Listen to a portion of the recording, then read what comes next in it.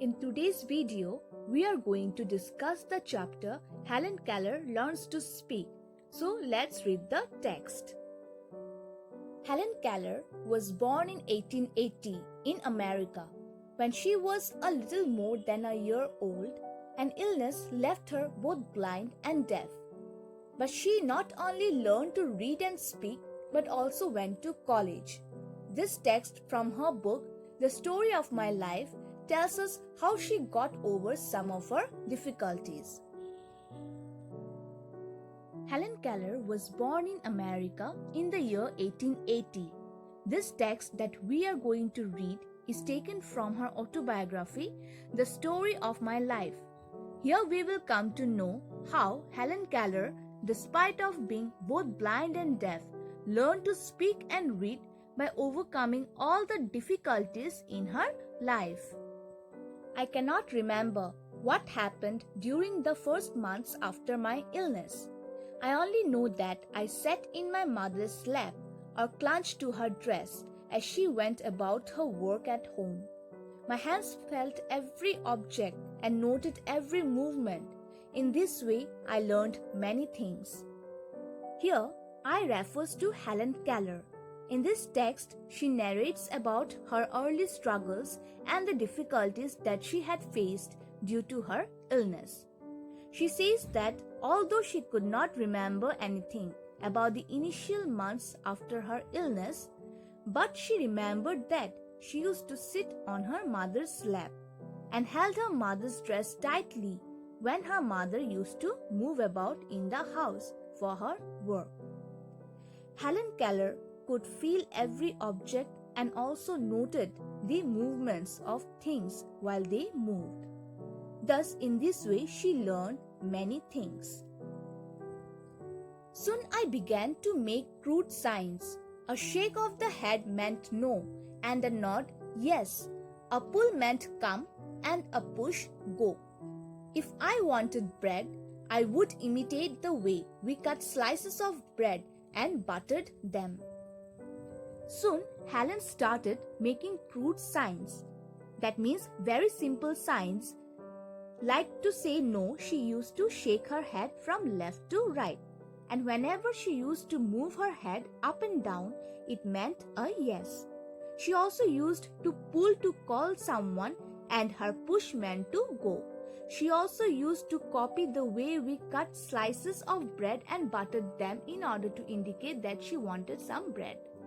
I do not remember when I first knew that I was different from other people, but I had noticed that my mother and my friends did not use signs as I did when they wanted anything done, but talked with their mouths. Sometimes I stood between two persons who were talking and touched their lips, but it did not work. This made me so angry at times that I kicked and screamed until I was tired. Helen Keller did not remember the time when she first came to know that she was different from the other people. She noticed that her mother and her friends did not use signs while talking as she did. It became very difficult for her to accept this, and so she used to touch the lips of the persons when they talked, but still she was not able to talk like them. This made her very angry, and in her anger she used to kick and scream until she got tired. The most important day in all my life was just before I turned 7. It was the day my teacher, Annie Mansfield Sullivan, came to me. For Helen, the most important day in her life was just before her 7th birthday. This was because on that day, her teacher, Annie Mansfield Sullivan, came to visit her. From the beginning, Miss Sullivan spoke to me as she could speak to any child who could hear. The only difference was that she wrote the words on my hand instead of speaking them.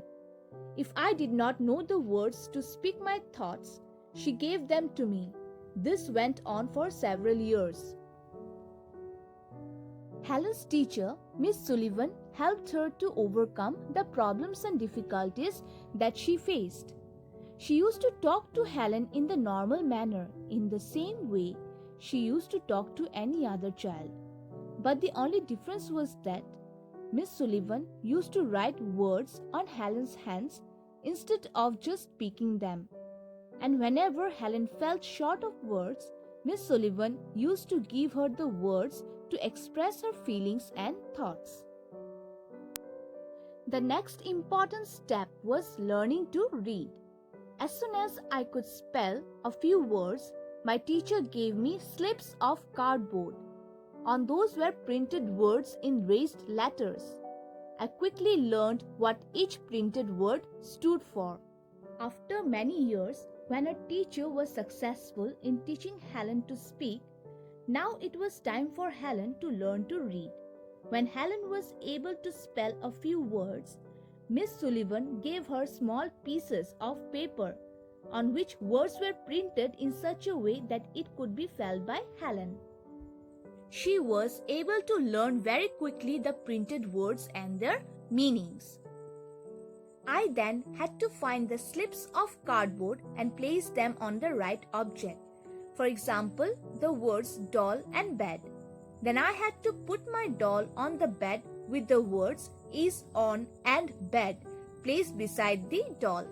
Thus I made a sentence with the words. After learning the words, Helen was able to make sentences by framing those words in the correct order.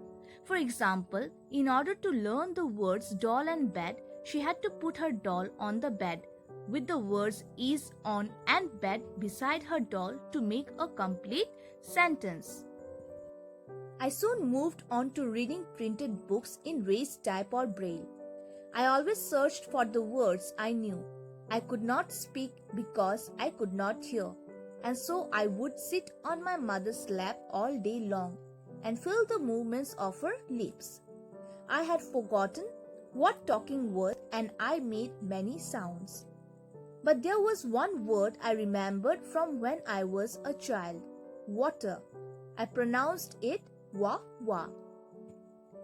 Helen soon started to read printed books that were written in braille. That means the words were printed with raised round marks, which blind people like Helen can read just by touching. She used to search for the words which she knew. She used to sit on her mother's lap the entire day and felt the movements of her mother's lips. Helen used to make many sounds because she could not speak nor she could hear, but she was able to pronounce one particular word, that is water, as wa-wa. Later, I had lessons from Miss Fuller. I shall never forget the surprise and delight I felt when I spoke my first whole sentence. It is warm. True, they were broken and stammering sounds, but they were human speech. After Miss Sullivan, Helen had lessons from Miss Fuller. She was very delighted and surprised when she spoke her first whole sentence, and that sentence was, "It is warm." Although she could not pronounce the words clearly and had difficulty in speaking, but at the end she was able to overcome her problems and difficulties.